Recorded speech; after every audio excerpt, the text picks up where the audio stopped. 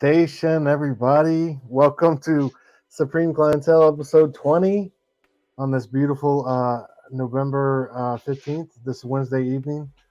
Thanks, everybody out there in TV land, for joining us. Me and my brother Link. Link, 20 episodes in the bag, bro. I just want to say, first of all, shout out to you for coming through every week. Come, hell or high water, man. I really appreciate you. How you feeling this week, dude? With everything going on, and yeah, with 20 episodes in the bag now, man.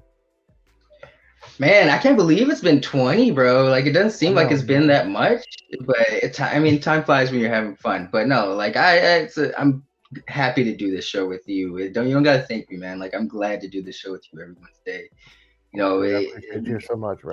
go crazy, talking comics or pop culture. Yeah, it's like water cooler stuff that we all us nerds all love. So I no fret. I love being here. But Yeah, dude. It's like I know we try to keep it tight, but I mean, it really does. Like every episode we end, and it's like either at an hour and a half or 2 hours, and it's like it really does fly by, man. Like so, yeah, you know, yeah. I really do enjoy it, and I really this like I just wanted to start out, every week talking comics with somebody, and just coming up, you were the most obvious choice, dude. We just always had such a good rapport, and I always felt like brothers from another type of vibe from you. So yeah, thanks Oh for yeah, going on this ride for me, man. I know it's not of like any course. type of real anniversary, but like 20 feels No, somewhat significant, this given is that we're only at significant. the half Yeah, almost at the half year yeah, mark, but yeah, like so, yeah. yeah, Shout out to absolutely. us, yeah, dude. But how's your week been? Good week.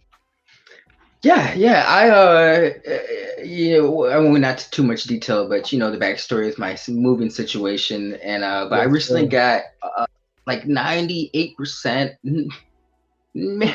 98%, yeah, with my comics were in storage and I didn't have access to them, so I finally got all those back home. And like it's like between a rock and a hard place because I'm happy. Of course, I'm happy. They seem like they're all in great condition. The ones I'm going, there's a lot of boxes to go through, but I was bitching about it earlier, but it's like I feel like who I was ever like putting them in the packaging was fucking with me because case in point, there's this mini series called Wolverine. I had everything in alphabetical order, mind you. Like all my Marvel is in alphabetical order, on my DC, on my Indie. And so, Wolverine Weapon X, 16 issues, right? So in one box, there's 15 issues of that series, but with the 16th issue in that box with some Green Lantern book. So it's like Wolverine is in the W's. How did a G get in the W's? And then Yeah, Green Lantern is from DC. So it's like I'm bitching, I'm nitpicking. I'm glad I have my comics, but it's so much work. It's like, oh, bro, it is, dude. it's but it's fun. It's It's a fun. it's a mountain of anxiety. Like I can speak like right Yeah. now. I'm surrounded by piles of unorganized books, like literally, and it is like the amount of anxiety. I have to make sure I don't trip over them in the middle of the night, like going to the bathroom, and like also like it's also open to kids coming by and grazing. Um, Mm, it's yeah. not having them organized, put away in a bin or a box is a nightmare situation, dude. And I think that's a problem I'll be facing. But I'm glad you And got your books back some of nonetheless. Go ahead. another small nitpick. Some of them were damaged. The sleeves were damaged. So it's like some Oh of them they're no. in a plastic bag, and they did a mighty fine job. But some of them are not in sleeves, and it just feels so. I haven't gotten a chance to re-sleeve them, but it just feels so wrong to have them just sitting there. I mean, they're in a bag, a Ziploc bag, a big Ziploc bag, like certain segments of them, but it still just feels so wrong to have them naked, Like, but Yeah. I'm no problem. No, completely though, man. Like especially like given how old they are, and um, they're those artifacts that you want to Yeah, maintain. But I look for. So are we going to be getting busy on Instagram now? Is that can we look forward to like yeah, be on the look. hashtag stuff? Like, are you going to be dropping bombs every day, or like how we coming? I'm, Are you just going to I'm, start slow at I'm first? yeah, slow at first, All working my right, way back into it, shallow water, but yeah, be on the lookout. all right, bro. I'm looking forward to it though. Like, I want to see some top variant Tuesdays. I want to see some. I definitely want to see some Mutant Mondays, if nothing else. I know you got some Mutant Oh, Mondays in the bag. Yeah. All right. Hell yeah. Well, I'm glad you got your collection back, brother. Hell yeah. Word. I just want to check in with everybody out there in TV land who's come through. Manny earlier, 20 episodes strong. Appreciate you, Manny. Oh yeah, of course, been a guest. Verno, we gotta get you on here, bro. I know he's not up on the current comics, but Station, bro. E is definitely a future guest as well. Station E. Yeah. We got of course royalty, brother Brother Joe. Joe. Appreciate y'all coming through tonight. Of course, the homie Fable is in the background. He's gonna come through for us and talk some Transformers here in a minute. But I thought we'd get the show That was good. started with yeah, the end of Loki season 2, dude. Just a lot of thoughts going into this one. Overall, I thought this was a great little tidy corner of the MCU that did its job and did its job well. The only show to get a season 2, I thought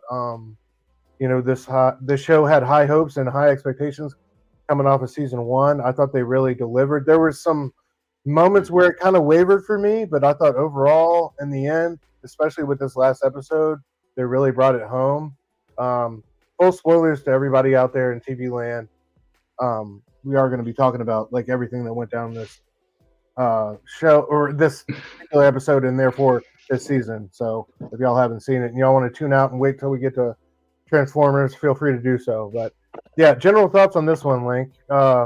Just I guess as a season, and you don't have to get too specific with it, but yeah, as a season and as a finale, how do you feel? I was in love with it's I said a few weeks ago, I think it was when season 1 came out, that this was the most MCU thing that's felt like the old school MCU that everyone's kind of pining over Facts. in Facts. a while, you know. And I season 1 was solid, but season 1 was released at a time when Marvel was coming hot off an Endgame. They hadn't really started to dip in quality, so I thought season 1 was solid. You know, I didn't hate it, didn't love it. I thought it was enjoyable. But season 2, I it's retroactively made me appreciate season 1 more. As a, you know, I look at it as a whole project, and Loki's probably up there for one of my favorite MCU projects now. I have said before, I was never that big on. I know people love Tom Hiddleston as Loki, but I never really got that admiration. But it's like now I get it, bro. Like, you know, he brought a lot Yeah. to that character, made him very endearing. That's just overall thoughts. But this particular episode, I thought was great, man. Like it. I think was it there was a segment last episode I really appreciated. I don't think this is my favorite, but this is up there. I think it delivered. It delivered on the premise. The title of the episode, I think, was "Glorious Purpose." Yeah. Same Was as it okay? same as episode 1, season 1. Ah, Yeah. full circle, full circle. Yeah. So it's like the whole But Ouroboros sneaking in its tail type of deal. Like it's kind of cool on that. yeah, yes. Ooh, ooh. Yeah. But yeah, bro, I think everyone was great. The whole cast, bro. I think everyone shined. It sucks what's going on with Jonathan Major's situation. I wish we could get some clarity on that, because he was fine in this project, So Yeah. Let me ask. All uh, right. Since we're on that, since you happen to shine on that, like, do you think this? I think it left them with a cleaner exit if they want to completely pivot away from Kang and move on to another big bad from here, and never even talk or mention, like, maybe mention him, but never see him again in the film. I think they did a good job of setting that up. yeah, Or like who vice versa, the they can keep him in it. Like, but I don't know. They kind of it kind of I thought they it did a good job of making him kind of ambivalent and kind of in the middle. He's kind of in the throw of things. You don't really know. He could land over there and be completely non-existent, and that could be one thing, or he could come back and be the big bad that he was supposed to be. I don't know. No, yeah, I think they did a nice exit if they choose not to go forward with Kang. It kind of reminds me of someone like that. Unfortunately, not every villain is going to get this long arc like Thanos. Like Ultron could have probably been a little stretched a little bit. But this could be one of those situations where he had a mini arc, you know, like he was a threat to some extent. He was messing the timeline up. Timeline's now fixed. So it's on to the next threat. But if they do want to continue to use him or his storyline, I could see them doing that also. But I think they wrote a Loki tied it up where it's like Loki kind of put it, you know, he changed. He kind of took his Um, place almost. yeah, Yeah. it's they did a nice exit, and I think everyone was fantastic. Honestly, you know, Tom Hiddleston, man, bro, I get it now. I get it. He was job well done. Dude, like I love like when he's looking at his friends or whatever. Like I love that last scene where he doesn't even say anything to everybody before he decides to go down the Go steps into to kind the of pit. like lock himself in that thing. He just looks at him and has a moment. So many like great little subtle moments like that in this last episode, I thought. Yes. But yeah, but Yeah. it starts like he's trying to go. So he's basically, I don't know. I consider the episode like three parts. There's the first part where he's trying to go back through time and make it work with the thing on the platform and enlarging in the rings and all that. Then he Mhm. comes to the end of that quest and realizes no matter what he does, that's not going to work. He has to go back to the end of season one when Sylvie killed He Who Remains and stopped that from happening. And then he goes back to that. He has and both of these, all of these, I guess, acts of the final episode, Act 1, 2, and 3, all of them have their great moments. You know, they have um, their little emotional moments, whether it be like him and Sylvie, or the conversation he has with Kang, or He Who Remains. A lot of things that's going on, and I love in the first part when um, Mobius pulls him aside. He's like, "What the shit? What the shit is going on?" or whatever. Like he knows he's up to something. But and it's crazy. You don't realize it really, but you like. I watched it a second time going back. You realize it's like these are centuries. That there's that one part. He's like, teach me, and it's like, oh, it would take It would centuries take. for you to learn that. And then like Yeah, the and he next scene came is like back. centuries later. Yeah, and he comes Yeah. back and he's leading everybody. He knows, and it's like I forget. Somebody says, I forget his Mobius. Somebody's like, uh, Loki, despite your surprising but advanced knowledge of engineering or whatever, I just love how they described it. But yeah, that was really cool. Um, yeah, and then like I love the conversation he had with. Again, I thought Majors really shined in that scene, and you forget. I think that was some of the magic you thought. We really didn't get Majors. I guess brilliance as an actor with the Victor Crowley stuff. That whole stutter Yeah. and all that. That was just kind of like pretext almost. I felt like, but like I felt like where he really came alive was like those scenes he had towards the end of season one, and again here to see him in that same type mode where he's just I like like when he's assured like and confident. Yeah, he's like mocking Loki. He's like, pause, time.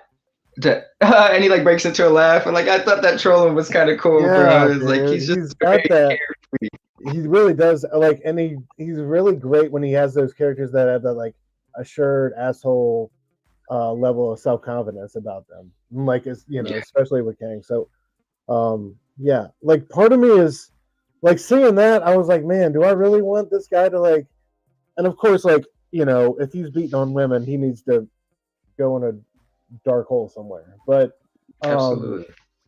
like at the same time, he's just such a brilliant actor. And to see what he could bring to a multiversal type of role like that would be. It's just Yeah. it is what it is, though. At the same time, Opportunity, man. yeah, and If you gotta I don't know. You gotta face the consequences for your actions. But I don't know. That scene was kind of bittersweet. Like it was cool, but and then of course like the end when he hold on, let's get to it.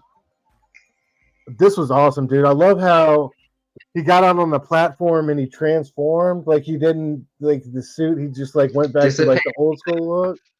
Yeah, that was so great, man. That was so great. You know what that Like reminded me of? That was a good callback to not that it was significant, but when he first arrived on scene in the Avengers, I remember when he was like in a tuxedo, and he like transformed into his outfit, and the staff appeared. Like I thought that was so cool how like he's walking out on the platform where everything's supposed to be evaporating, dissipating, or whatever, and instead his costume just kind of like flows on to him. I thought it was cool. It was It super cool was it though. was it was great. It really was. Yeah, really cool. Like how it, yeah, it just kind of like it like unveiled with the cape and everything. Yeah, like you said, Yeah. very cool. Yeah, very dope. So yeah, he just like, and he references what he's like. Basically, the conversation with Kang, or He Who Remains, comes down to he dares him to be a god and be by himself, alone, omnipotent, kind of ruling and watching over all things, but without anybody else, without any attachments, like you know, having to abstain from having those type of relationships. Connections. Like, yeah, he Yeah. basically dares, like, and that was basically the challenge to him. So he basically, puts that on his shoulders. I love how they relate it back to the flashback conversation too, with the time slipping when he goes back to his first in the first season when Mobius has got him in that interview. Mm-hmm. And he's like, and Mobius asks him, like, how do you do it? And what does he say? Like, most burdens are more purpose than glory. I Yes. thought that was Yeah. so like, and like he just, sometimes Poignant. it's not the easy, yeah, and it's, like that was really like the turning point for him. Sometimes it's not the easy job, man. Sometimes you gotta go the hard route, and like they stood up and they had that handshake. I thought that was so beautiful and like so well done. Yeah.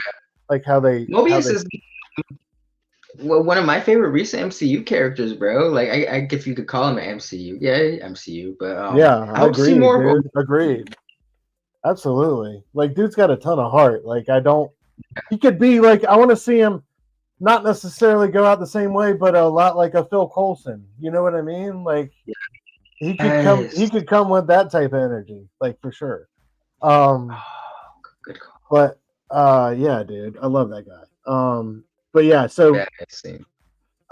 yeah, he fucking snaps the loom in half and starts taking all these branches, like infusing them with this, I don't know what to call it, Loki With his energy. own will, bro. Yeah, Yes, it dude. just And then like goes through the kind of envelope and kind of ascends to the throne.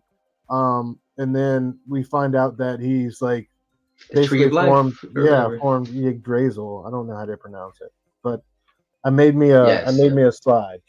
So it's heavy in that's dope. Norse mythology, also, and of course in Thor and Loki and Odin. The tree of the world, the world's tree, concept by the Asgardians to describe the cosmic nebula. Basically, the web of life. Each branch or root represents one of the nine realms, and they all connect together just like a tree's like branches on a tree would, going up and down. But I thought this was a uh, even this if this goes nowhere, like this is an idea born here and it dies here. This was such a brilliant, I thought, touch and nod to the character, especially with the full circle like arc that he had, just to give him this piece of Norse mythology or tie that to them. I thought was just like so well done. And Yeah, what better way to introduce, like the way that they had it looking. I don't even know if this picture does it yeah. justice. But these were all these like the broken branches at the bottom were the ones that he snapped from the loom, and he's taken all of them and through his Loki energy has given him like new life, and you see them all branching off, and it was just like so uh It's beautiful, man. yeah, so It's beautiful. poetically like well done, dude. I was really impressed.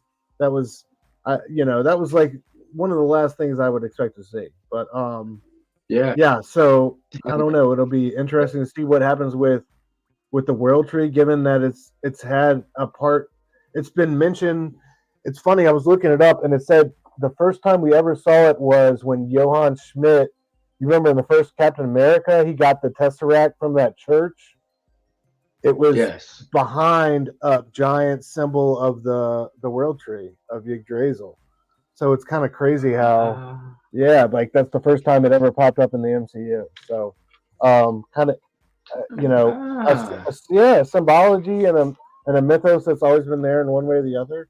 It'll be cool to see where it goes. Goes from here. But that was dope to see. Um, how it came full circle or less. Great ending, dude. Yeah. Spying on Owen Wilson or Mobius and his spying on Mobius, really. As he checks out like the life that could have been, but yeah, I don't know. This was, a bright spot. It's unfortunate it kind of gets steamrolled under everything else that's going on right now, but I thought this was a brilliant like 2 seasons and the MCU's most successful experiment, bar none. I think for sure. Absolutely, I definitely agree. What would you consider a second to this? What do you think is the MCU's second best? Like, I would say maybe WandaVision. I really enjoyed WandaVision, but I know I'm not necessarily in the majority there. WandaVision was cool. I think I they guess because like it was Werewolf by Night, if you could consider that an MCU or a Disney Plus. yeah. That get even if it was a one shot, it still falls under that category. Winter Soldier, Falcon and Winter Soldier. There's Moon Knight. Jeez, we've not had much, have we? I actually liked Hawkeye. I thought Hawkeye was what Hawkeye it was was supposed to decent. be. Hawkeye was solid. Yeah, I'm gonna have to go. Yeah, those are my top three: Loki, Hawkeye, and Werewolf by Night. Top three MCU related shows. I like what they. I think they got what the job done. They did what they're supposed to do. Yeah, They told the tale they're Hawkeye supposed to tell. and Hawkeye had like enough of the elements of that Fraction comic too. Like Yes. I felt like with the car chase and yeah, oh yeah, word. All right, so while we're gonna get into our comics. Our first comic is we got to bring our brother in. Let's welcome the man, the myth, the legend, Station Phable. Oh, fellas. Talk about Transformers too. What's up, brother? How are you doing tonight, man? How's your week going? Chilling. Glad to be here with you guys. Yeah. As we were talking backstage, dude, a lot of news going on, a lot to plan for this Saturday, bro. It's it's been a mind bending week. If you got an extra 5 hours on Saturday, come hang out. There you go. But yeah, not for the news though. We're here to talk about Transformers tonight, bro. Issue number 2, of course, the Daniel Warren Johnson train rolls on. General thoughts on this one, fellas? I love this one. I thought it was, we got some more. Not we'll get into it, but yeah, some more of that Daniel Warren Johnson humanity and some great action. I just love the direction he's going with it. Phable, how do you feel about it, bro? As a super fan. Yeah, I enjoyed this issue more than issue 1. I thought this was fantastic. Oh yeah. I thought that it brought everything you needed to know about the Transformers in one issue, which was fantastic and tied together very well with the theme of family. That he went Vin Diesel. He really did Diesel in this book. I didn't even put it together like that. Yeah, I mean, you get all the basics. You get that. How Prime even became how he got his name. You get Cybertron. You get the factions. You get Energon. Just so much of the basics of this IP, so that newcomers, I'm so glad, they get it all. If you were confused about any little one thing, I mean, this sets you straight right here, sets you up. Yeah. Plus, Starscream like bitch slapping a like an F-16 is not. Oh, dude, there was so many great moments in this book. Like, bro, I could yes, bro. So many great moments. Yeah, we'll get there, but that was like, dude, he's going great. Like, there was a 2-page back-to-back action. We'll get there, but I was just like, man, this is some insane. Yeah. Oh yeah. Lynk, how'd you feel overall, bro? No, I gotta agree with Fable. I think like this is like I've always gone to Fable with certain questions with Transformers, and like this distilled. I feel like this is making instead of me asking random questions, this is like a it's gonna make sense of all the stuff I'm always asking questions about in a cohesive manner instead of me asking random rapid fire questions. But yeah, I was really impressed with this.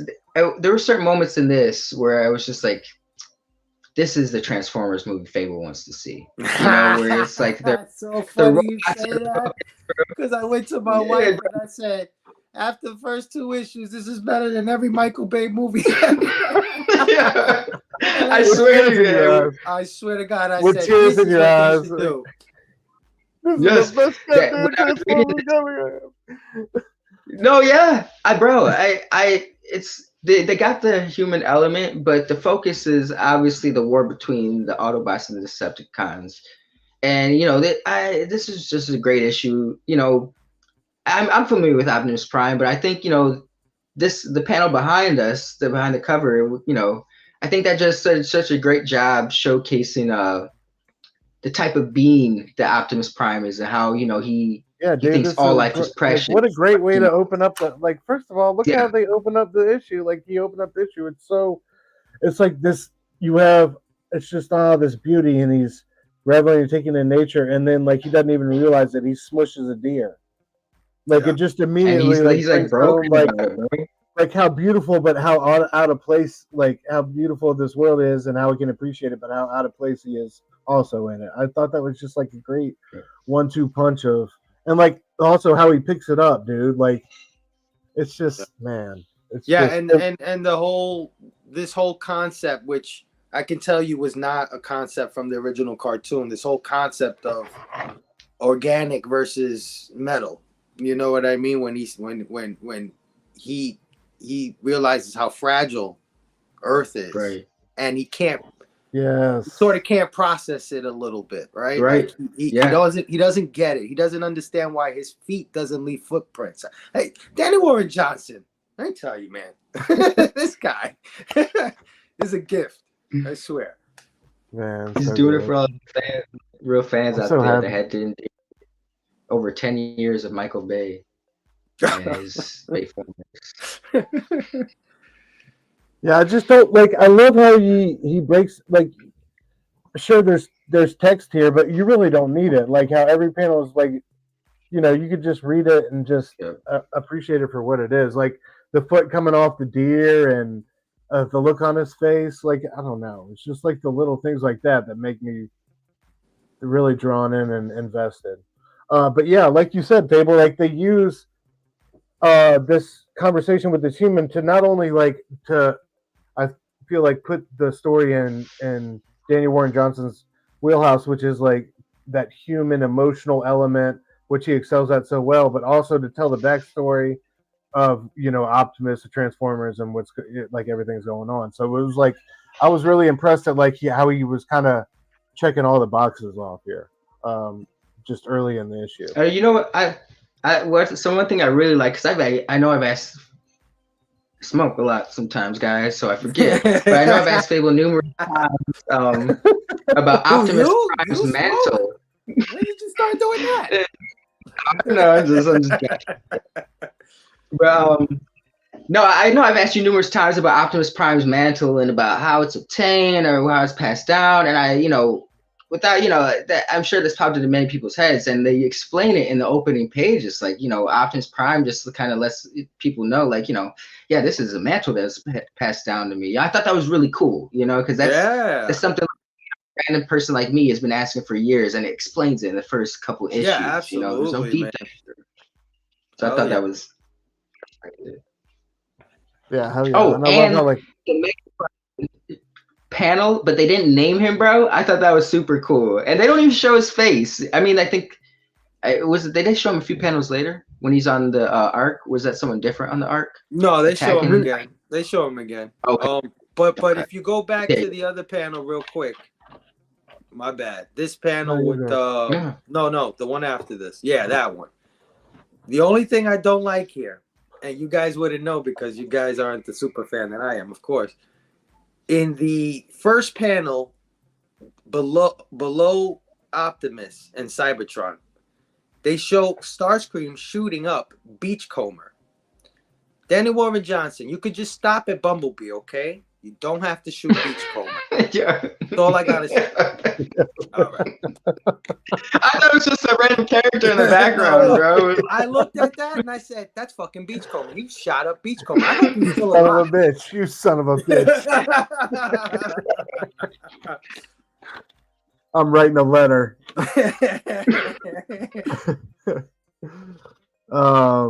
Yeah, but so all right. So Fable, tell us. So Optimus continues to explain the history of the Cybertron, or I like that. you know, yeah, and the Decepticons and everything, like the war between them, and how they were fighting each other, and things were not looking good when they crashed Earth.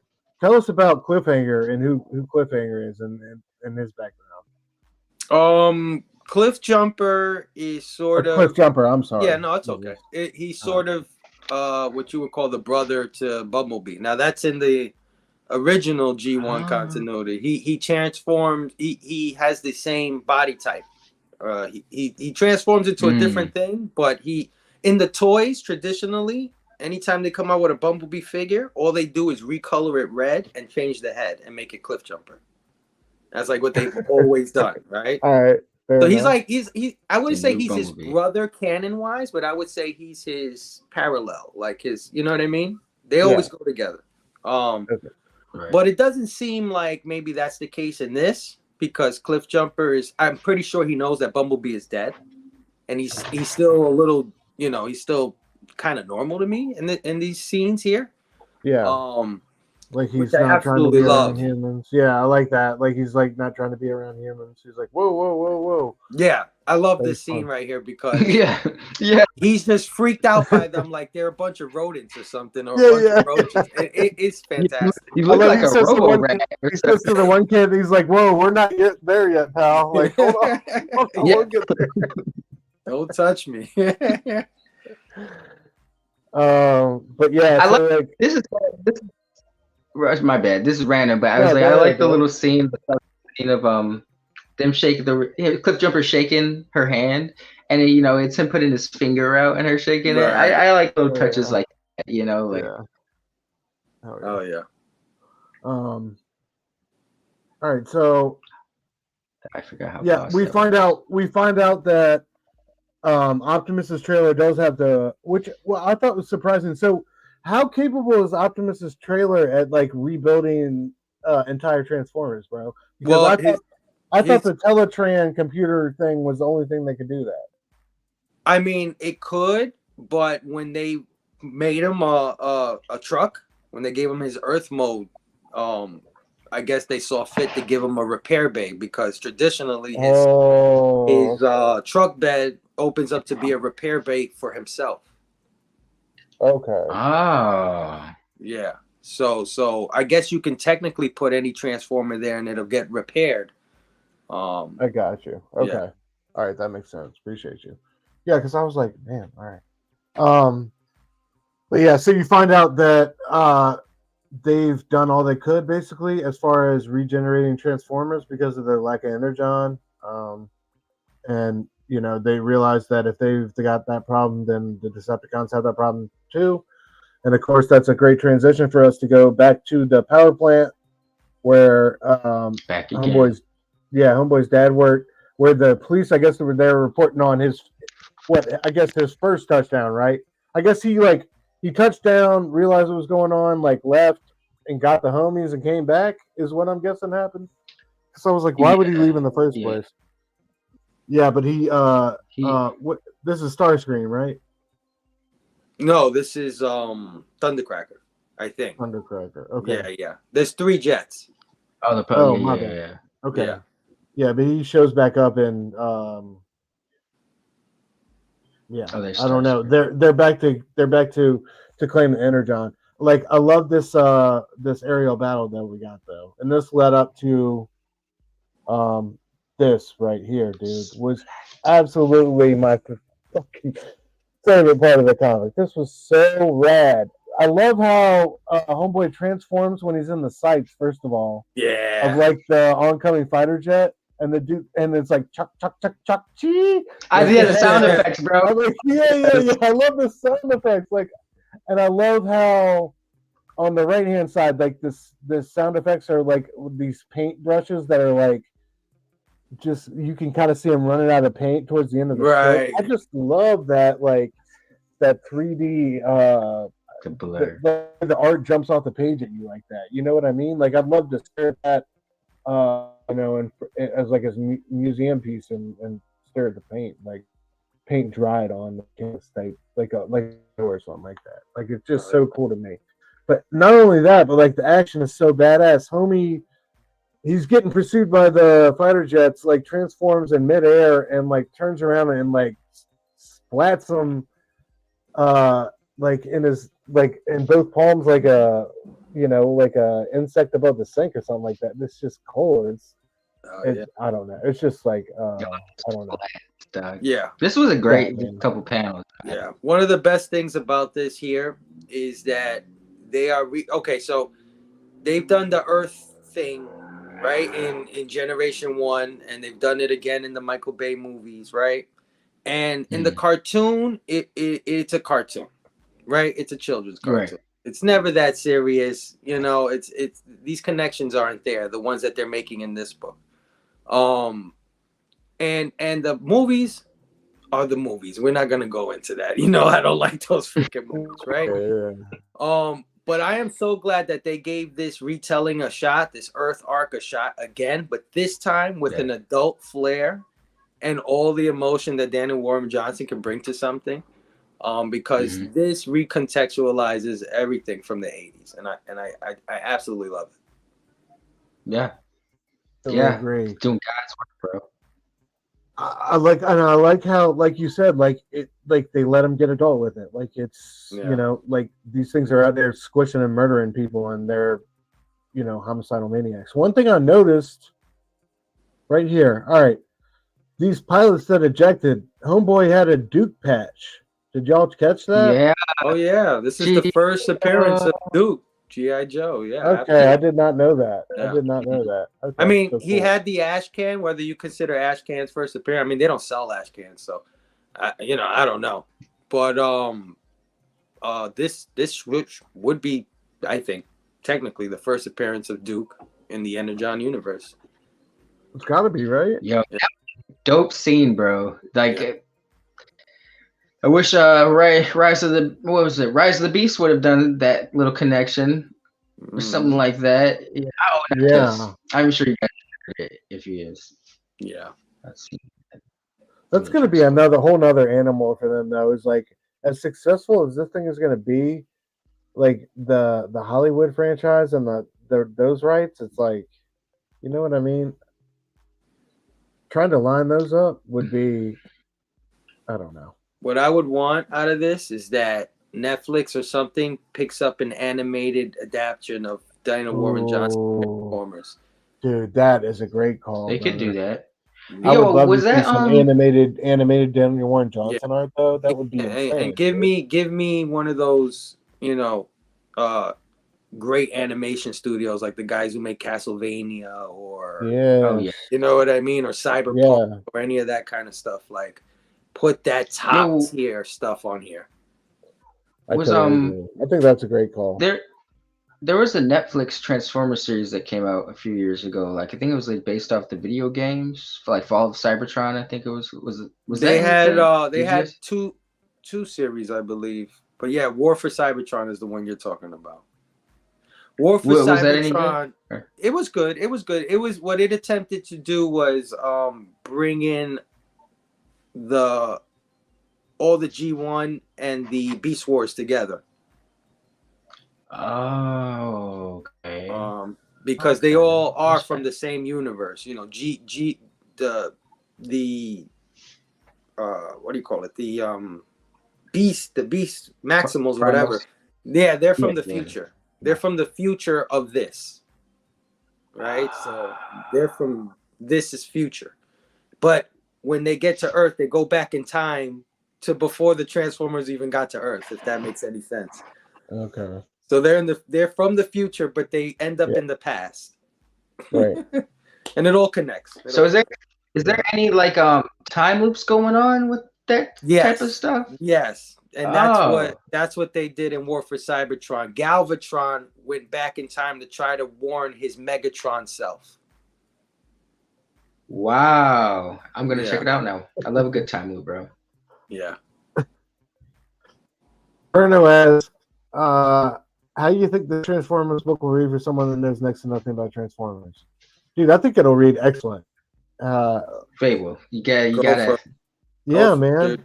Go for it. If you have any questions, not only that, you're gonna get your questions answered, but you're also gonna get a comic book that you might really love, because just as a comic book, this was great. Right? Pops, yeah. Forget all the Transformers stuff. Yeah. Daniel Warren Johnson is going to give you a human element of this for you to attach to. Whether it might not be as significant as some of his other books, or it may be more significant than some of his other books, but he will give you some type of accessibility as far as the human emotional element for you to latch onto. And bro, I'm curious to see where he takes this, man. You know, because like you were saying, Stu, he's always going to give you a human element, and for you get to, the passion really does bleed through. The passion he has for this IP or this franchise, it comes off, man, so well. Like, and I'm always glad to see shit like that. Yeah, yeah. Oh yeah, but so yo, did you just go back a page, or did you fast? Was that? Are you going ahead? Which one's first? This is the end of the issue right here. This is the. Oh, that okay. I'm sorry. All right. I just want to talk about something real quick. No, go ahead, because we're at the end of. No, we don't get it. But yeah, so we learned that the homeboy he's gonna go with Optimus. Basically, they're gonna split up. He's gonna go with Optimus, and as they leave, they're getting tracked, right? That we see that one of these Decepticon jets. That is Laserbeak. That's one. Is he part of the cassette? He's one of Soundwave's cassettes. Yeah. Okay. That's dope. Laserbeak is usually their spy. Okay. Yeah. So yeah, that's exactly what it looks like he's doing. Yeah, he's sneaking in some stuff here, man. Because even the police car that the dad is driving, that's a Transformer. I don't know how they're gonna get him into a Transformer. No shit. But that police car, yeah, that's definitely I forget his name. It's Smokescreen or something like that. He's a G1 Transformer. But that's the exact car. So I'm sure that's gonna come into play at some point. Hell yeah. I love that. Again, I like these, action through panels. You don't need a whole lot of words to figure out what's going on. Even though, he's telling a story across different places and different characters. And then here at the end, homegirl finds out her dad is dead. And who was this guy who's all soldiered up? I was having trouble. That was Sam's dad. They didn't do a good job of showing it, but he's the guy. He went home and just dressed up in his army stuff real quick. I mean, they did a bad job, but I was a little confused by that at first too. I had to kind of go back and kind of read it again, because I was like, "Who's the army dude?" And I was like, "Oh, it's Pops." Yeah, but yeah. Mm-hmm. Yo, can we go back one more page real quick? Yeah, of course, dude. No. I love the little on the right-hand side, that panel where it shows Optimus transforming. I look more forward to more panels like that. Like, I like seeing him interpret different forms they take when they're like confining into, like, whether it be coming into the robot form or, seeing Optimus go into his truck. It's cool to see him interpret that shit. Like, and the sound effects, bro. Every time I just hear it in my head, like I love it. Yeah, like he says, I always respect the artists that draw sound effects into it. Absolutely. Like, if you put that in my head, that helps me. Like that's one thing you can do. Like, you don't have to do every panel, but you can do. I'm going to do this when this transformer is transforming, and that puts that in the reader's head in some kind of way. But yeah, dude, a killer second issue, bro. Phable, high hopes. I assume moving forward. Oh man, I mean, I'm thinking it'll be a good 50 issues before we get anywhere. Really, like really in this universe. Yeah, like how long are you going to be in this kind of setup mode? Because this is all setup. Like this is all like maybe the first few episodes of the first season of Transformers. You know what I'm saying? This looks like it's gonna play over many issues. So I can't. I'm stoked, man. I'm along for the ride. I love the GI Joe inclusion in there. I love the the human aspects, as you say, Stu. Like the father, you can tell he's a drunk. He's a war vet. Right. This shit wakes him up. Right. This Yeah. attack on the power plant wakes him the hell up. Call back into action. You know what I'm saying? I'm just loving all the recontextualization of every character from the '80s show, because at the end of the day, that show was just a kid's cartoon. Really, as much as I love it, they would never get this deep. So, Are you Right. okay Yeah. if it's like a mini? If you know Daniel Johnson only does so many issues and then somebody else takes like, are you okay if it goes 50 issues but it's different? Like, I'll tell you this: Daniel Warren Johnson is as good as a writer as he is an artist, and I'll leave it right there. yeah, absolutely, bro. The man can write. You know what I'm saying? Like it's just not the art with him. He knows how to write too. Yeah. The way the family thing came back around at the end of the issue, when he was like, "Oh, Dad, at the power plant, we gotta go," and Optimus is Optimus. Oh, we gotta go to the power plant, see the Decepticons. And Spike is like, "I want to go," and he's like, "No, it's too dangerous for you." And he said, "Family." And Optimus knew right there and was like, "Transform, get inside, guys. We out." It's like if you've been there with Murder Falcon with him, like you just know, like that guy has I don't know, he has a ability to expose that like raw nerve with like telling those beautiful soul wrenching type stories. So yeah, I think it's only going to get better as far as like the inner between human and machine, and like just I loved how it's once he's put humans in the mix. Like even with issue 1, it was the kid, his girlfriend, gun, just to make it out of that situation. And now it's like you two started off with them having that conversation. I love how they're building that. Sorry about that. That You're good. It seems appropriate with Transformers. I just love how they're like that relationship. You know what I mean? Between the whole clan, and I'm gonna break that down. And the best part about this is not only my fanboy stuff that I'm geeking over. Like I said, when I saw Beachcomber getting shot, nobody unless you know is gonna see that, right? Or the car the dad's driving, like, oh, that's this guy, Not only that, but what brings me so much joy is that you guys finally are gonna get pulled into this universe and finally gonna see what I've been seeing for so many years. And I've been, because it's hard to tell somebody, oh, go watch this 1980s cartoon that is slightly okay. You know what I mean? To get into Transformers. About a bunch of transforming robots. Yeah, like I think that's the brilliance. Yeah. Like, how do we accessible? On a human, we get a writer or an artist like Daniel Warren Johnson who can really crack that nut. Yeah, because the last time something like this was this good was the Marvel series, the original Marvel Transformers series. The last 40 issues of that were phenomenal. They were really good stuff. And then it was kind of over, we started getting IDW stuff. And yeah, they went back with Dreamwave and stuff, but Dreamwave, I think it was more concerned with looking cool than being a great story. Right? Yes. And it did look cool. It looked cool as hell. Yeah. But I think what Daniel Warren Johnson is doing here is not only looking cool, but also can be considered for an Eisner Award or, some sort of top tier writing award or something like that. And it's not just a kid's cartoon. Yeah. I, as a fan, I can't ask for anything else. This is the best. Oh, yeah, dude. Oh, yeah. Oh, man. I appreciate you so much for coming through, giving your insight on this beloved franchise and IP that you've grown up with, man.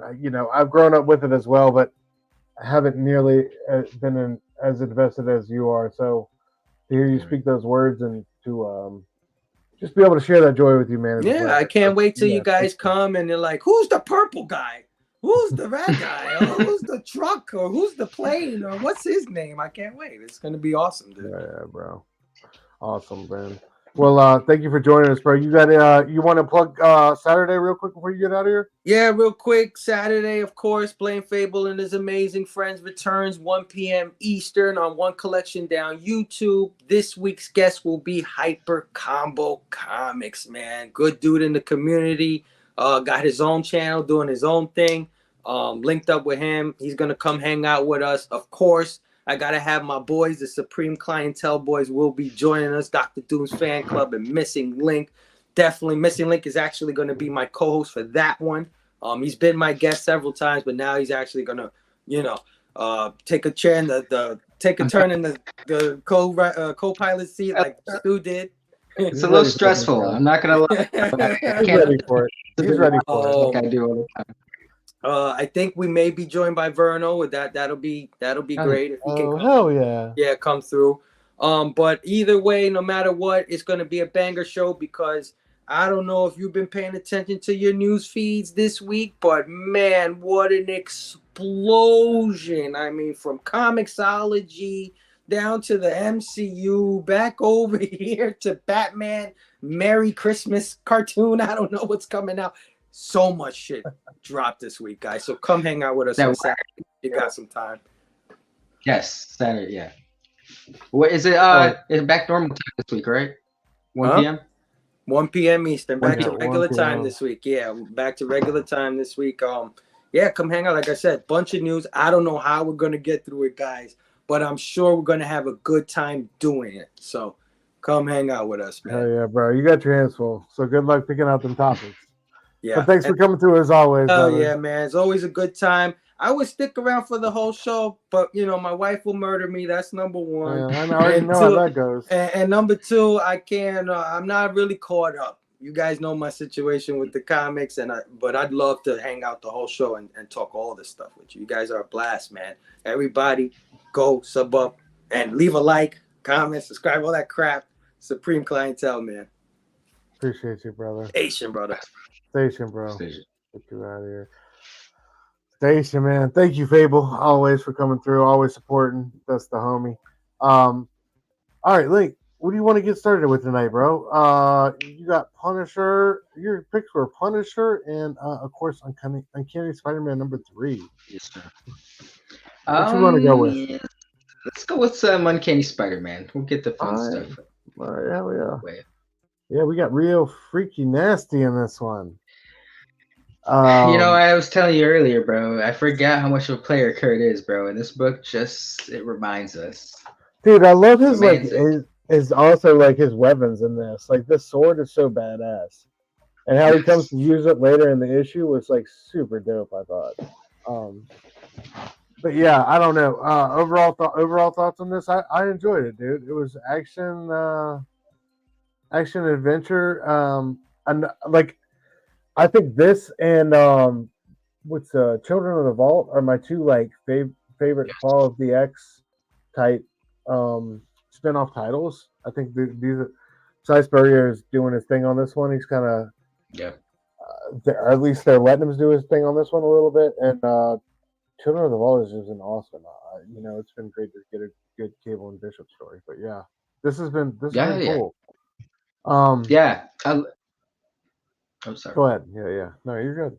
No, this right panel right here just made me think of I like how they interweave. It is called Spider-Man book, but it's focused on mutants. But I like how they interweave the whole Spider-Man elements into it with Vulture working for Orcus, and it's a neat little book, dog. Yeah, and Nimrod, who's ultimately like this is the second time we've seen Nimrod. Like what else was Nimrod being ineffectual at? Was it last week during Juggernauts? Yeah, X-Men 28 during Juggernauts breakout. Like so Nimrod's not the best county sheriff, we'll say.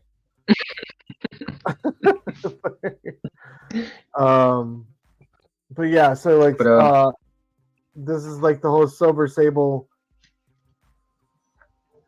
Yeah, like Nimrod has Vulture pinned up, and like we have Silver Sable and uh your boy on a Nightcrawler. rooftop, boy.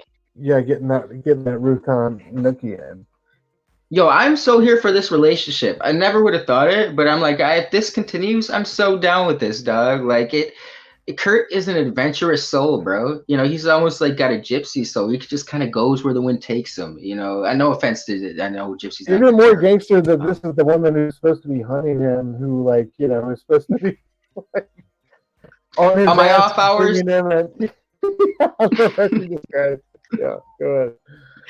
only Kurt can pull like that, bro. Only Kurt. Yeah. Kirk is the man. Yo, I'll say here, because I know Marvel was probably already listening to her, because I know I said in the back chats earlier, I know Marvel's already got the taps and bugs, so they're probably still in already. I'll say here. They kind of reference Kurt to being called Creepy Crawler, which I think is cool. I think it works, but I'd love to see. Bro, I don't even read the data pages in these anymore. I see those and I skip right over. I'm like, oh, waste a page. Chill. Yeah, But what up? if they do a solo I'll series, I love a solo series with Kurt on his own doing the Spider-Man thing. He's called Creepy Crawler. The title could be called Creepy Crawler. But, you know, it reminded me of the Straczynski run when Peter was a science teacher, you know? I was like, yo, Kurt could be a teacher, but he's a theater teacher. Or he can be like he's trying to be like a working actor or something like that, a Broadway actor, you know, living on his own, doing the Creepy Crawler thing. Marvel, you got money. You're welcome. Dude, I'm saying, and like everybody loves Nightcrawler. Like that's money in the bank. Like, why not get on that? I don't know. It's crazy to me. But yeah, here's some more. No, this one we had song lyrics, right? That was cool. Yeah, it was song lyrics to the Lila Cheney song they were both singing. That was dope. The little stuff like that I could appreciate. Okay. Yeah, because at first I was trying to rock with them on that melody and where they were going, but then you know what I mean? You know, sometimes like they'd be singing a song and you're trying to like go with it, but then it just fine. Yeah. But anyway, yeah, this was like one of my favorite parts, like with his sword when they get attacked by this. I don't know how would you describe this version of Cloak and Dagger? They're possessed by, or they're controlled, I guess, by technarchy or whatever. Yeah. I guess that's about it. I think they're being influenced, to brainwashed, maybe. But I love little stuff like this. You got Farrell, old school X-Force fan. Of course, she's not part of the original squad, but I always loved Farrell and X-Force. You had to have your version of Wolverine back then. And then I can always appreciate Cloak and Dagger popping up, bro. And I love what they did with them in this. Dude. Yeah. This is like how he thought he had him cornered and like cut through him with the sword in the bottom left. Yeah, that was, and like left him without it. That was for fire. Yeah, but then he just like reached some like creepy way and you're like, oh, there ain't no helping. Mystique was cold-blooded, bro. There's no real help in these folks. And then the issue ends with this was pretty badass. Thought, yeah, more or less. The what's it called? God damn it! It's the Warlock. Yeah, Warlock is sprouted wings somehow, and oh no, what I think is going on is that they've got Warlock in captivity or whatever, and they're like taking his technoarchy or whatever skin and graft, because they said like, oh, so he's grafted on the Vulture. Yes. Okay, yep. I got kind of like yeah. Cypher had Warlock on his arm and stuff, and kids like use him to do stuff. Okay, yeah. Word. All right. Well, yeah. But I'm curious to see, because I didn't read. I was MIA from X-Men for like the last 2 years, so I don't know about when Kurt transformed into a beast and murdered 6 world leaders, but they're saying like that's the reason why he can't be registered by the Sentinels. Like I'm wondering if there's like a scientific reason why he can't, or if it's going to be some mystical reason. I do enjoy the little the Banff demon, the bat night might, Yeah, I guess we can call him. yeah, exactly. Yeah, that's been a fun part, like that whole um, inner conversation he's had with his consciousness and all that. That's been definitely another added layer that I've enjoyed. But yeah, like I said, like I don't think any other Fall of X titles are quite doing a intriguing enough deep dive on characters like this one is. You know what I mean? I feel like while we're in this kind of not free fall in a bad way, but why not grab a character here and there and that are around and write a different story. But I'm glad to see that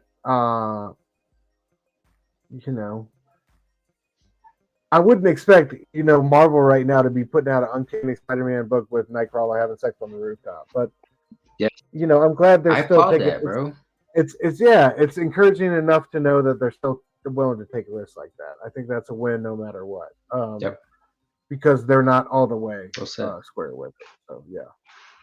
All right. So I think for me, number one. Well, I only got. I'll do Petrol Head, bro. Robbie's pick of the week, which made me check this out. This joint was awesome, though. I love the art in this. The colors were super bombastic. Kind of a Real quick. Go ahead. Yes, it's such a. I did like this story. I think he's talking about Uncanny Spider-Man.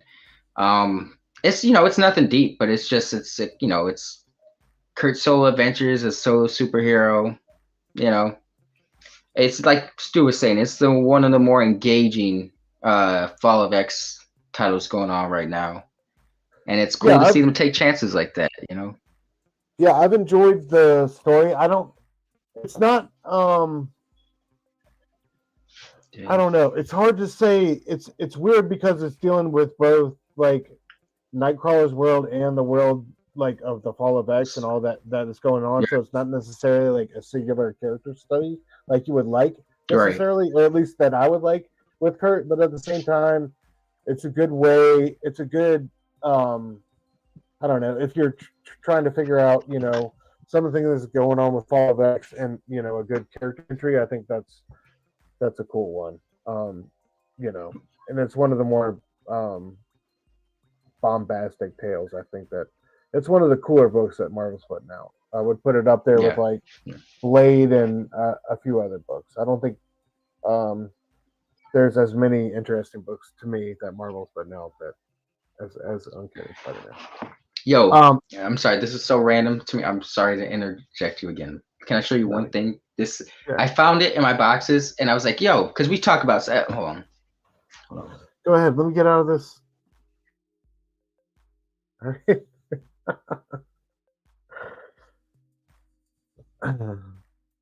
Yeah. Dale, what up? Chill, what up? Thank y'all for coming through tonight. Always appreciate y'all. Link just recently got his comics back, so we're celebrating that. And here we go. He wants to show us something. So I've had to have this habit of like, I'm fascinated when it's like I'll discover an artist or think I've seen them for the first time, only to find out I was like, hey, I saw their artwork or read their stuff years ago and didn't even realize it. And Matteo De Luis, I know we've been a fan of the Cult. Oh my God, what'd you get? Yeah. But I've had this, and I got it because I love Adam Hughes covers, bro. It's a Invisible Woman miniseries by Mark Waid and Matteo De Luis. What? But I was like, the whole season, Mark Waid? Yeah, yep. It's so I wanted to show you that because I know we both appreciate Matteo, but I was like, anybody doesn't know that he's doing the Cult right now with Kelly Thompson. He did so I got hit to him. He did this one shot Captain America. I think and the Sentinel Liberty that like just blew me away. It was like him and it was Steve Rogers and Sam Wilson trying to stop an Arnim Zola like missile from going off, and it was like this cool little one shot issue. But like the way his art in that was I mean, Epic. you're familiar enough with the Cole, like to know, Yeah. like.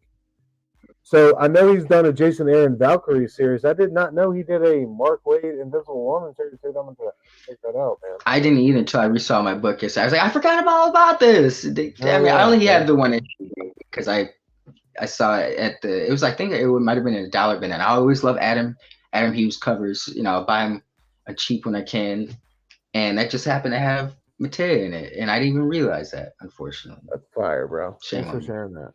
And I'm so happy you got your books back. Anytime you want to randomly interject with like a comic you have that you haven't, because I know you've been, it's like it's been bottled up, like you've been ready to show off your shit. So anytime you want to stunt, like be like, oh yeah, by the way, bitch, I got, that comes later.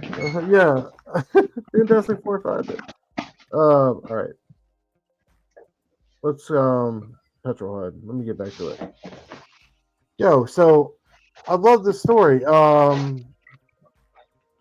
Basically, robots. I don't know how to pronounce. I don't know how to. How do I describe this?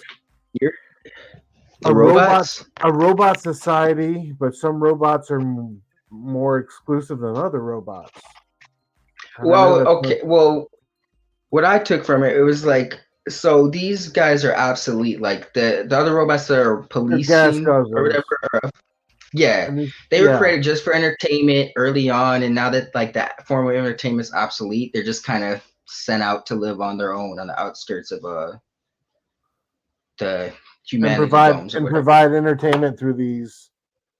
What is it called? I love this. The Petrol Head 5000. I love this artwork.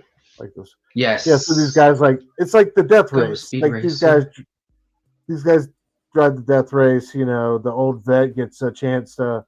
The two young guys get knocked out. The old Vance gets a chance to win the race, but the guy decides like a tragic storyline will be much more appealing. Sets up a mind for him to get killed. Like you see the. It's one of those. Let's show the heartlessness of the people who are running this or the conditions that they're living under or whatever. But then I like how, like, in the second part of it, the story, it gets entwined with this human element where we get this daughter and her father, who's what? Scientist? Like, scientist for them, and then kind of like tries to go rogue on them and gets stopped. Like and like at first the what do we call them? The smog. Heads. Yeah, the petrol head, the smog, the guy who belongs in the smog zone or whatever. Smoggies.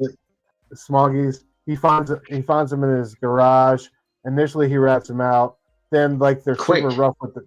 Yeah, he's super. Because so homeboy he's building like an illegal hot rod in his garage. He doesn't want to get caught on sanctions or violations for that. These two show up. Like they got this great page on the right. I thought, where he discovers them and like he's just looking at him. She's like, shh, and he's like, yeah, they're right back there. And then like homeboy sees his hot rod and he's like, oh, by the way, you violated. And he's like, fuck it. Cover's blown. Yeah, cover's blown. Like they know what time it is, and then like all hell breaks loose. So go ahead. No, I was gonna say the girl and the dad are on the run because the dad is like he works for the top guy. This has a lot of like elements of like Speed Racer and Alita Battle Angel, but pretty much the guy who runs things, the corporation, wants to keep things the way that is. He doesn't want humanity to get better. He doesn't want to try to fix the earth.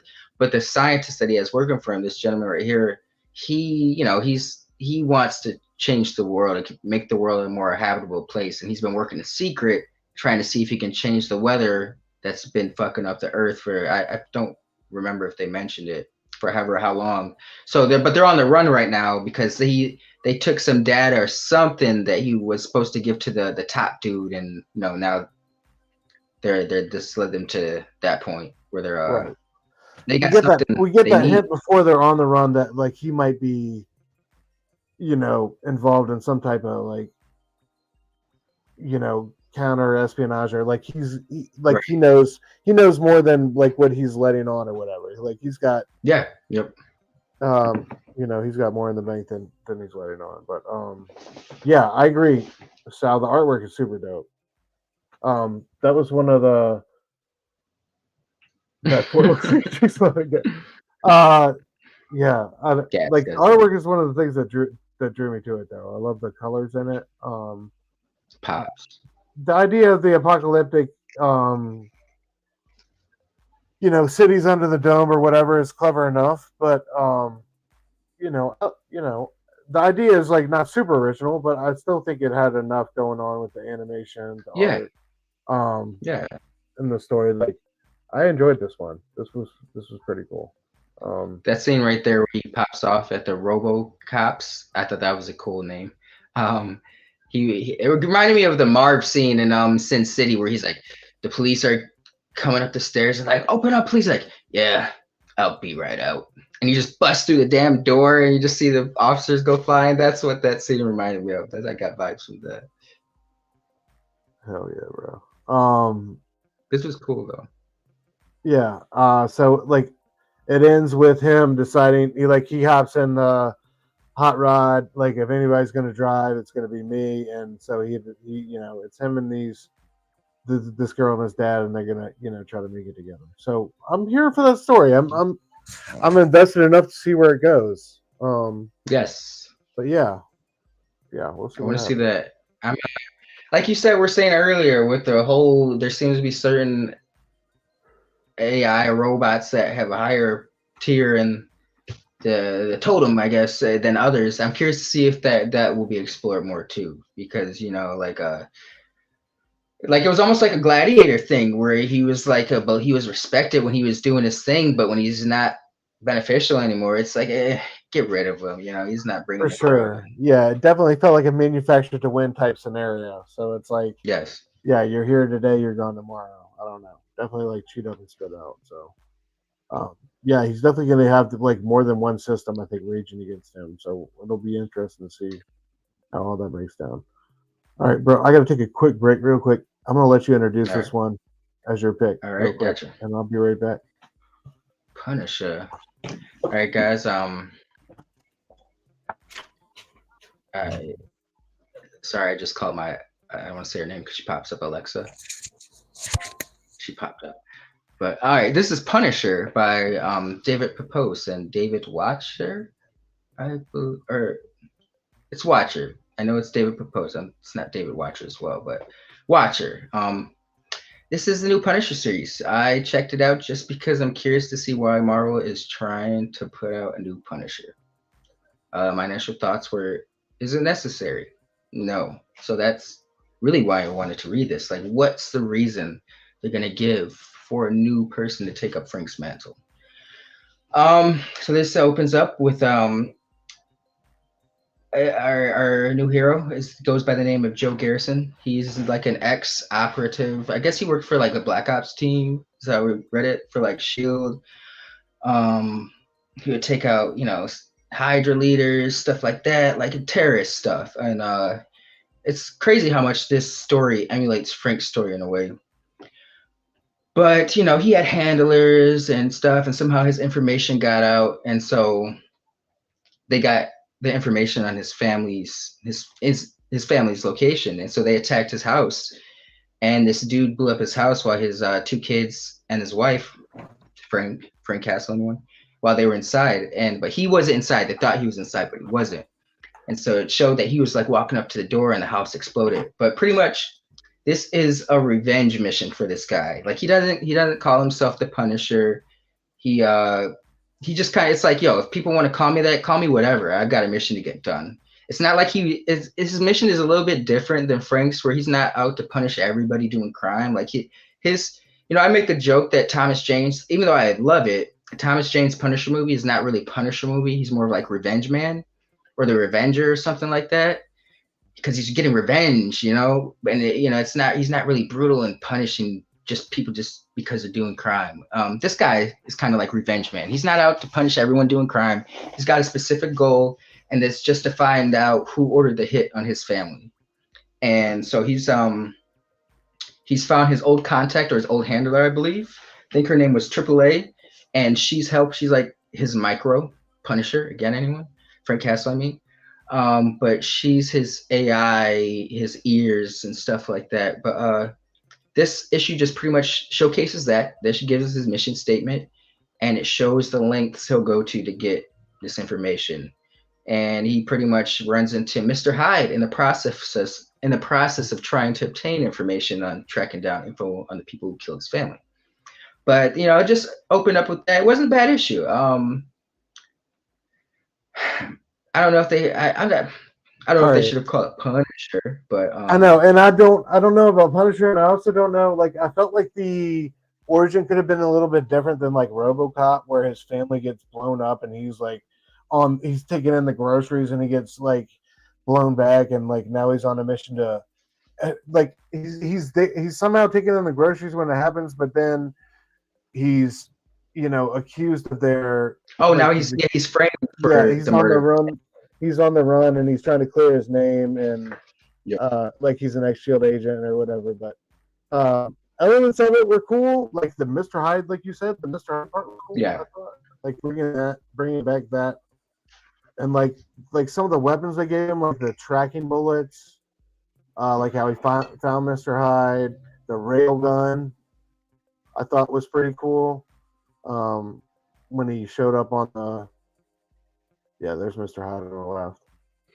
And one thing I do like about him, it's like they're taking Punisher and just kind of watering him down so he's not so brutal as Frank, but it's like this guy's a little bit more humanistic, where it's like if there's a scene where the Joe is chasing down a guy who has information. They're on the subway and he's holding this lady hostage with a knife, and there's trains passing between them. That's the end of the issue.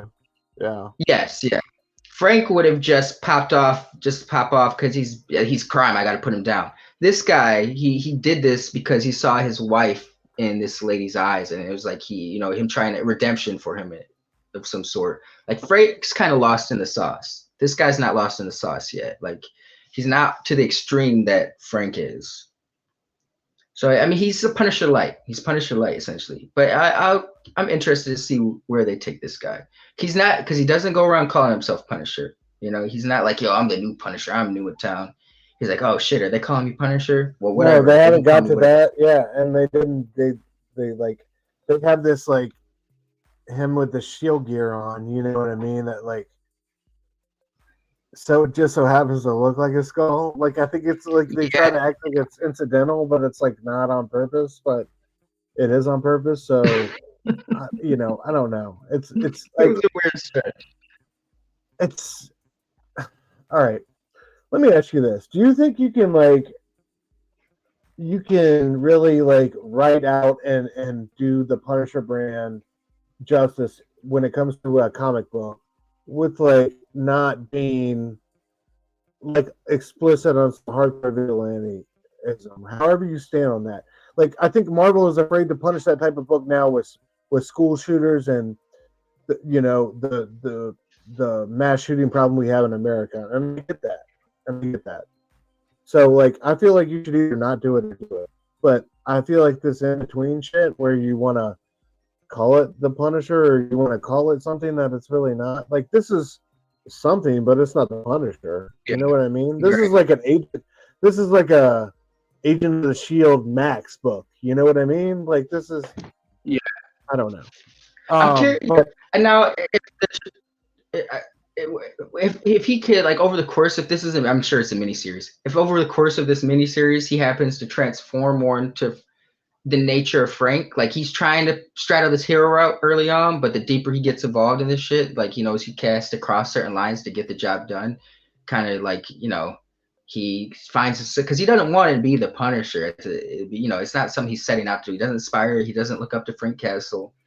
But if over the course of the series of his journey that it takes him to those dark places and he finds himself become more like Frank, I think that'd be a little interesting to read. Like he's, Frank kind of gave into the darkness, bro. This is a guy who's still trying to hold on to his humanity. He just wants to tie up some loose ends and move on. Frank never wanted to move on. You know, the Frank is like Batman in that sense, where they're never gonna their job's never gonna be done, bro. You know, they're gonna be obsessed with it forever. Yeah, so that's a great point. Yeah, I don't know. We'll see where it goes, but I feel like Yeah, I don't know. It's a dangerous game to it play should with like 1 foot out, 1 foot in, but yeah, I agree with that. But I don't know. I like Frank for all his I don't know how do I say this. I don't know. Like there's a part of the Frank Castle I really like and celebrate, but like at the same time I realize how that's problematic for people in the same sense. Like because it's not problematic for me. It doesn't give me the urge to go out and be violent and yeah, take out a bunch of strangers, but at the same time it's I don't know. You're seeing the bad guy go down at the end of the day. This is true. Know. It's very true. It's a slippery slope. Yeah, it's a fine line. It's a fine line. It is. All right, dude. I guess we'll go with gods real quick. So we didn't cover number 1 because it was an absurd amount of money, but here we are at number 2. We're regularly or halfway decently priced at $5. How did you feel about this one overall, bro? It was fun. I think I was a little bit more interested, or I thought issue 1 was a little bit more interesting in laying out the groundwork for. Well, I mean, it's not like we really know that the series is in issue 1 or issue 2, but I think how it was laid out in issue 1 was a little bit more interesting. But I do like how he introduced the concept a little bit better in this issue, and some of the newer character. I think her name was like Mia Day. It was some catchy rhyming. Mia Day something. Mia Day Mia or something like that. But yeah, I'm definitely curious. This is so I guess it's like the whole nature of this will be science versus magic, is what I gather from it. I guess all I gathered from this issue really was like that these dude, don't ask me to rename like The Centennial. This you talking about exposition-y language and like getting lost in the sauce as far as like who is what. Good lord, like we need to. This feels like a Russian novel. Like I'm reading the Brothers Karamazov or some shit like that. Like I need to index a 3-character list before I know what's going on. Anyway, like that. Basically, they're low because of everything that's going on. They're low on numbers and they need recruitment. They need their recruitment up. Like that's more or less the gist I got from that, right? Yeah. Yep. And that's what the rest of this episode entails. We also get some background on like what happened with Strange and Cubus Core and finding these I guess these magician torturing devices type deal, re-educator machines type deal. But they ask, it's really creepy.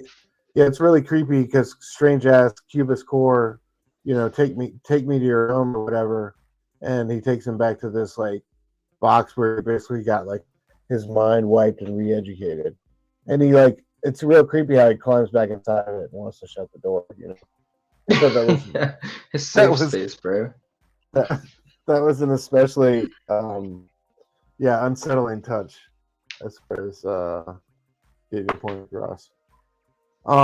But yeah, and then they have this conversation he had with like whatever voices in his head, or in that you notice this where that's Cubus Core talking to like whatever the thing is that's re-educated him, or I wonder if that shit could be in its head, Cubus Core's head, or his mind fractured. Either way. Anyway, like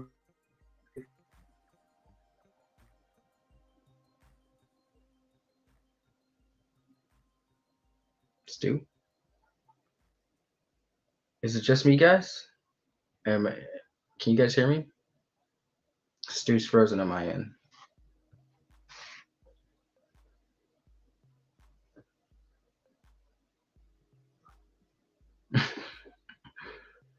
I don't know if anyone can hear me right now. I don't want to leave dead air.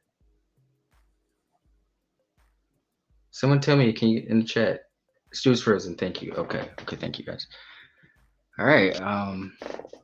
Carry this on. But yes, this page is shows that Mia character I was mentioning earlier. Oh dang it! I lost my my visuals. But that Mia girl they showed, she's being recruited by forget her name, but the chick from the first issue with the white hair who was dating Win, the was he the natural order, the order of things, I think is his name. But she's doing her recruitment trying to persuade this girl. She's like, you got a natural affinity for magic, you know? So I could show you some things to help you grow your knowledge base of magic. But you got to come over here and work for me. Job of a lifetime. And the maid girl's a little hesitant at first, even after seeing. Oh, got our voice Stu back. Sorry, dude. I don't know what happened. Oh, it's all right. Hey, it is all right. What are we talking about? I was going over gods. You were left off at the page where Mia was going to the library. Oh, yeah.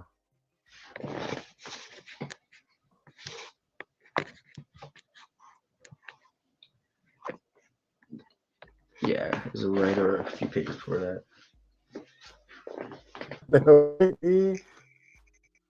Yeah.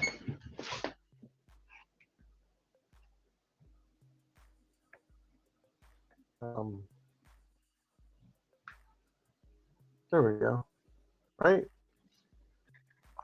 We're there. Oh yeah, the Library of. I'm sorry. Library of Worlds.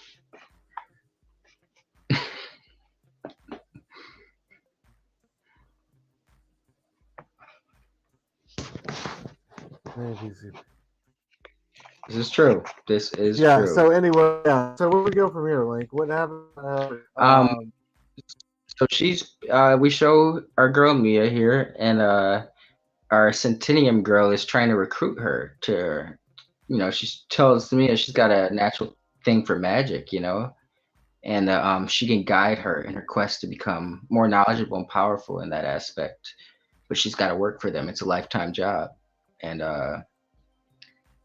I don't, she drops a card to her earlier on, and the girl comes to check it out later, and this is when they talk, but she's like, the girl's a little hesitant at first, Mia, and she's like, I gotta study. That's like a joke throughout the issue. She's always saying she's got to study, but the Centennium girl's like, yo, are you really happy here? Like what do you really want to do?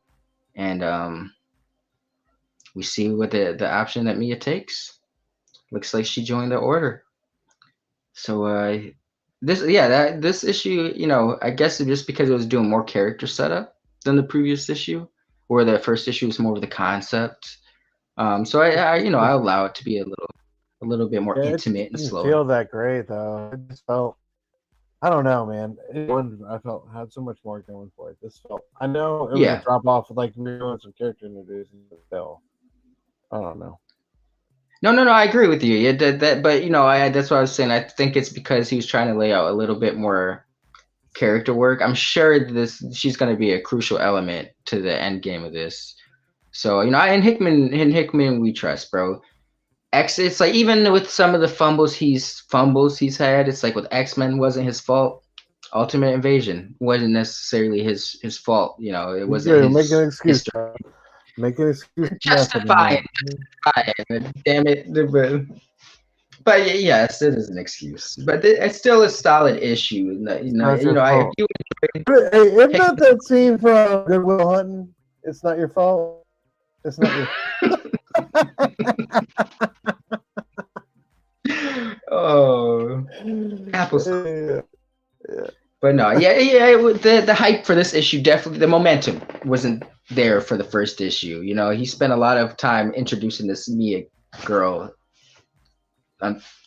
So yeah, that's what most of this issue was just set up for her. But I'm sure Hickman will get back to Hickman. Thanks. We'll get there. All right. But don't do it for our books this week, folks. Let's go ahead and see what we got coming out next week. Hopefully this will load. Give me a second. Of course, tomorrow night we're going to be on Blood Splatter Chatter. We're going to be talking about what was it called? Link, Totally dude, Killer. great recommendation, bro. I just want to say, Oh, yeah, right. Okay. Good. Dude, I watched it with the Good. wife and the daughter, and we all loved it, man. Like that was a great movie. So it's really cool. Good, Check that out on Amazon Prime if y'all have it. You guys had a great tagline. It's Scream meets Back to the Future. That's completely true. Yes. So yeah, if that sounds appealing to y'all out there in TV land, check it out. Totally Killer on Amazon Prime. Books this week coming out Wednesday or yesterday. Visualize number 3, of course, Jeff Lemire. We're going to check that out. The Call, we've been on, I think we've covered just about every issue on the show. So we're definitely going to be checking out this newest issue. I think we're close to the conclusion or at the conclusion, Link? Is it 5 or or 6? We're what, an issue or 2 away, right? Yeah. Okay. Word. Detective Comics has been killing lately. Dino Doom and Fantastic Four. Get it for the cover, nothing else, people. I mean, come on. Alex Cross with Doom on a Dune dinosaur. Rumpus Room by by Mark Russell has been awesome. Chris Chaos, another great indie book. Yeah, Mark Russell. This one's been great. About a billionaire who has a bunch of people locked up in his house that he basically like liquefies to make this face cream that keeps them forever young. And his world's crumbling around him type deal. Dude, that one's great. Anything Mark Russell's on, I'm all about, but that one's been fun. Josh Williamson's Batman and Robin #3, Green Lantern #5. What the fuck is I asked Jeff Chio. It's a real thing now.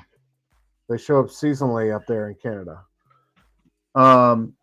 Immortal Thor, these crazy Alex Ross covers. Why am I switching so bad? I love that. I think that's a Kirby throwback right there. JR, John Romita Jr. with the last covers of the week right here with his Daredevil, man. That's phenomenal. Phenomenal work by the legend right there. Ghost Rider #20. Good covers by Bjorn Berens, I believe. Teen Titans, that's been a pretty good series from what I heard from Mark Waid. That continues to be. Superman Lost, I've enjoyed by Chris Priest, one of my personal favorite writers. Uncanny Avengers. Man. Link, we've enjoyed a couple issues of that. Dark X-Men, we enjoyed one issue of that. That's got Steve Fox on it, who's going to be doing a bunch of Marvel stuff coming up soon. Superior Spider-Man, Jean Grey, Blade, which has been kicking ass. Hell yeah. Children of the Vault. Sandman, great Daniel Warren Johnson cover right there, variant. I got one I've been reading. Fine Tugging Spider-Man looks interesting. Yeah, who's the team on that? It's got Juan Ferreira on painted artwork, so you already know that's going to be crazy. I forget who's reading it. Who's writing it, bro? I can't see from this. Is that Ahmed? Or no. What is it? He did. I'm blanking on his name right now. He did Black Bolt in the Miles series. Black Bolt. Yeah, the Christian Word Black Bolt. I don't know. He's doing Daredevil right now. Oh, no, Ahmed is not on. It's somebody else. It's, Okay. Hold on.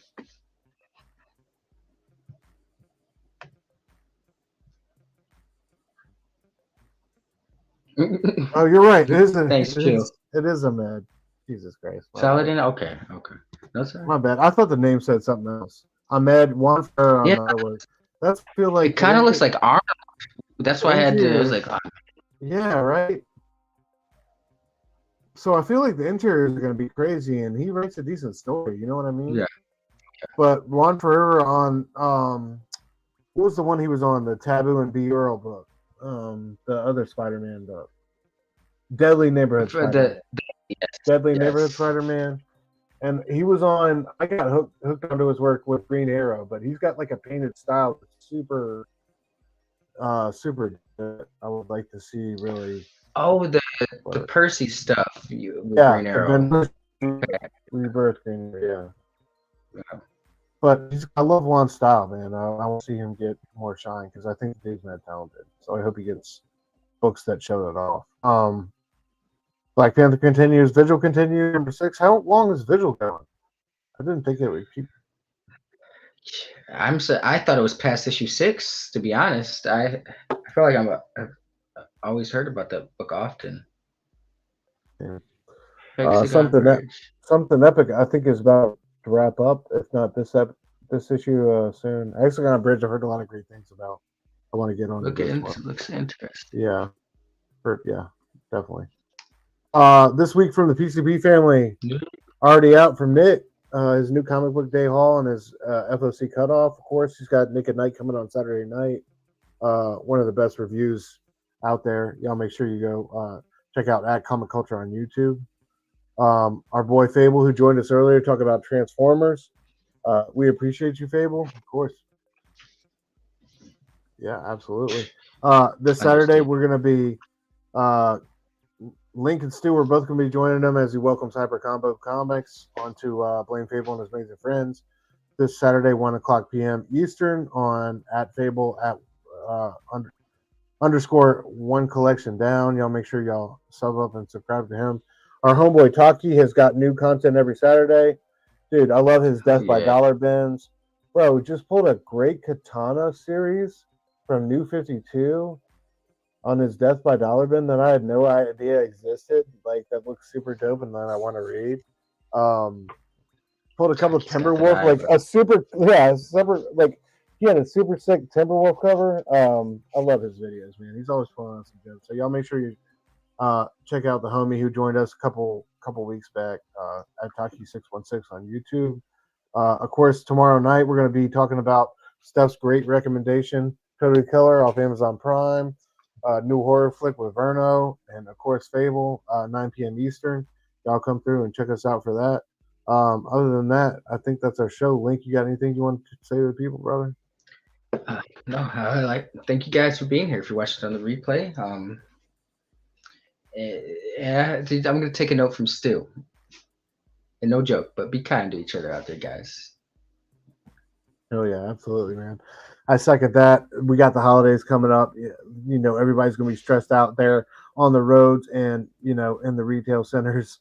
Y'all make sure when you're out there doing your shopping, you're interacting with one another, not to spread the fear and anxiety, but spread the love and positivity.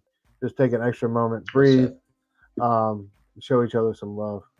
Thank y'all for everybody who came through. Phable for coming through and joining us on the show. Everybody who came through on the chat. Eric, Sal, Cheel, Brother Joe, Verno, Bobby, everybody who comes through and supports us. I really appreciate y'all. I can't really thank y'all enough. Honestly, it means the most to me. Thank y'all for coming through every week, one way or the other, and showing love. That'll be our show. We see y'all next Wednesday, 9:00. We'll talk about this week's new releases. Yeah, that'll be it. Thanks again for coming through for Supreme Clientele, and we'll catch y'all next week. Peace.